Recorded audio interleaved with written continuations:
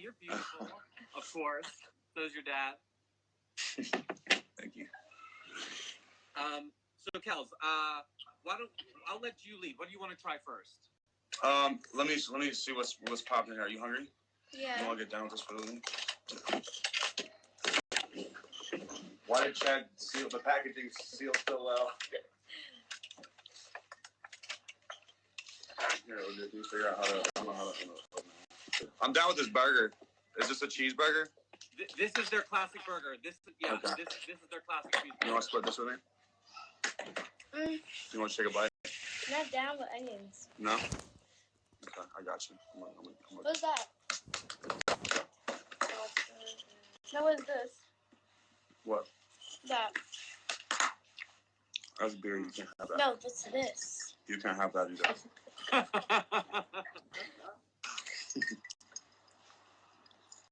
So wait, Kels, tell me. We've known each other now for quite a bit of time, but I don't know if everyone in the audience knows. You're originally from Cleveland. Cleveland, yes. But was it you who told me on set that you traveled a lot as a kid, or did I just know that? Or yeah, I traveled a lot when I was a kid. A lot. Where was your favorite place to sort of to live or grow up? Or I mean, I'd say Denver and Cleveland both were where I became a man at. So those years obviously probably affected me the most. Those cities did. That's why I have both their area codes tattooed on my arms. As far as spiritually and probably what has a lot to do with, I don't know how in touch with the Earth's energy is probably growing up in Egypt. I didn't even know you grew up there. That's amazing. What was that like? To touch the pyramids as a 1-year-old, there's some magic in those things.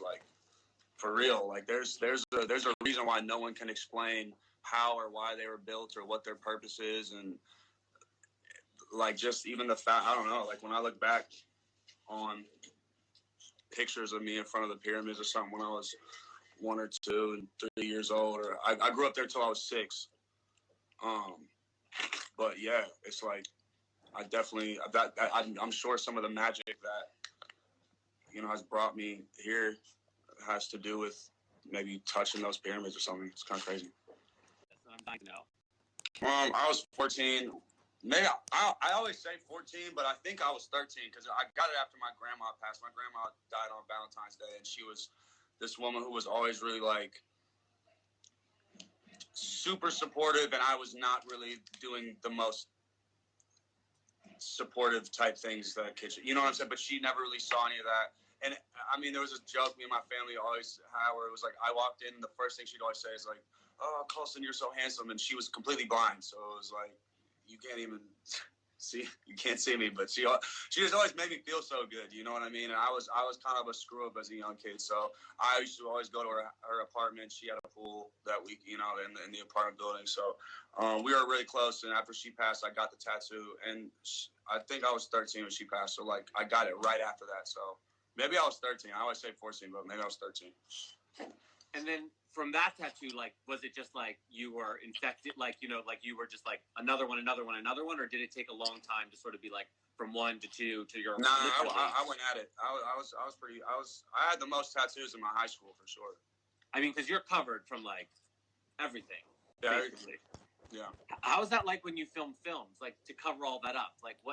How many hours did you sit in the chair just to hide them all? It was 5 hours for the Motley Crue movie if I had to put on Tommy's tattoos on top of mine. But I think I was the most tattooed lead actor I think I was the most tattooed actor to ever be in a lead role to accomplish covering it the whole thing. You know what I mean? So it was kind of revolutionary because a lot of the kids from our generation look like me. So, it's a lot of the higher ups tell people like us there's no way you could get into our business, you know what I mean, because you look like this, and and then even when you get in, you can only play one type of character. But I'm done with those, and you'll see those from the future movies that I do. I have some coming out that are somewhat of those roles, but as these next ones come out, you'll see. It's kind of hard. Well, I mean, I think you've been quite a chameleon in every aspect of your career. I mean, if you just look at the albums you put out and the album that's coming out, the movies that you've done, you really have a diverse range. You're not just a rapper. I mean, your new album is extremely different sound for you, I think, and personally, maybe my favorite stuff you've done yet. Yeah. What's the question? Like, why is it so out of the box? That was more of a statement. That was. My dude. Thank you so much, man. Thanks. No. I'm always on the defense. My bad. No. But I guess the question for me is like, what is going through your brain? Like, because a lot of people don't have that ability to transform and to be a chameleon. And have you always been interested in all of these different things, or has it been in an evolution as you went?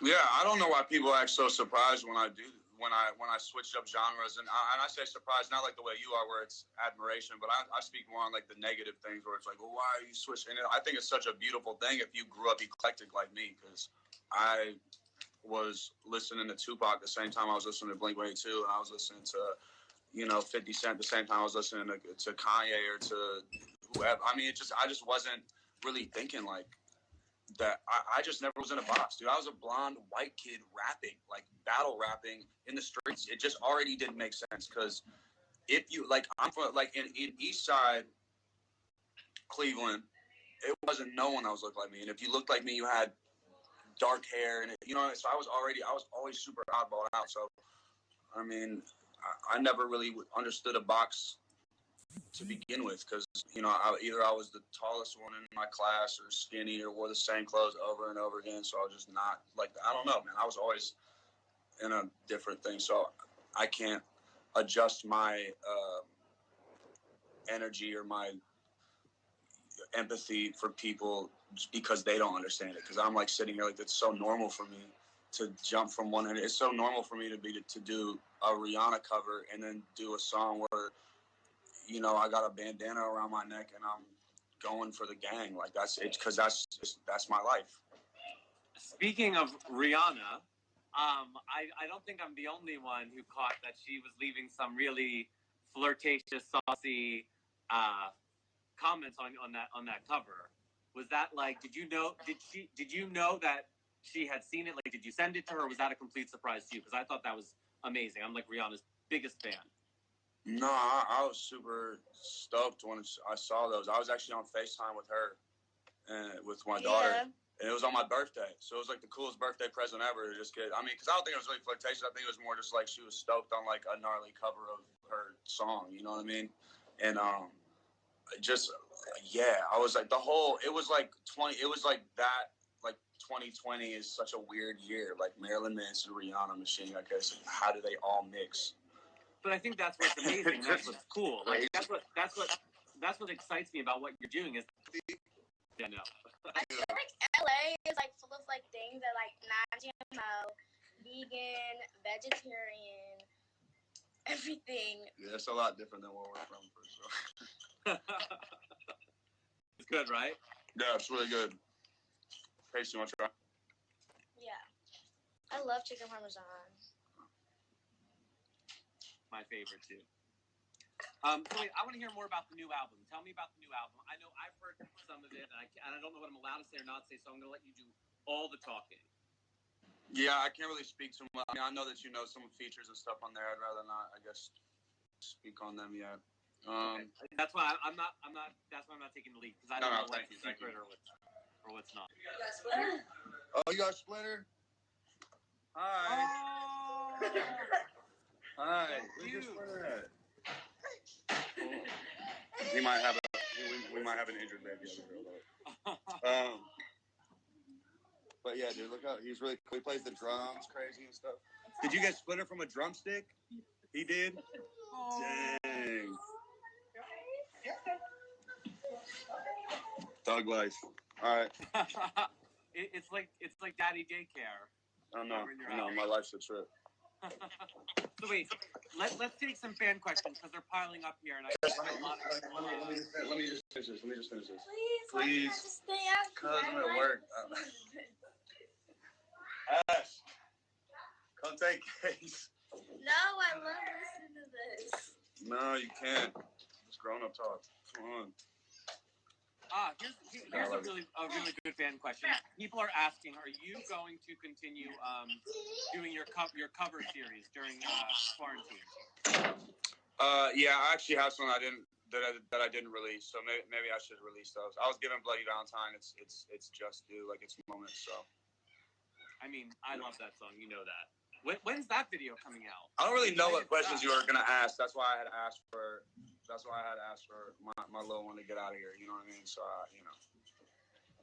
because even when you're like Rihanna flirting, like she's like my to her I'm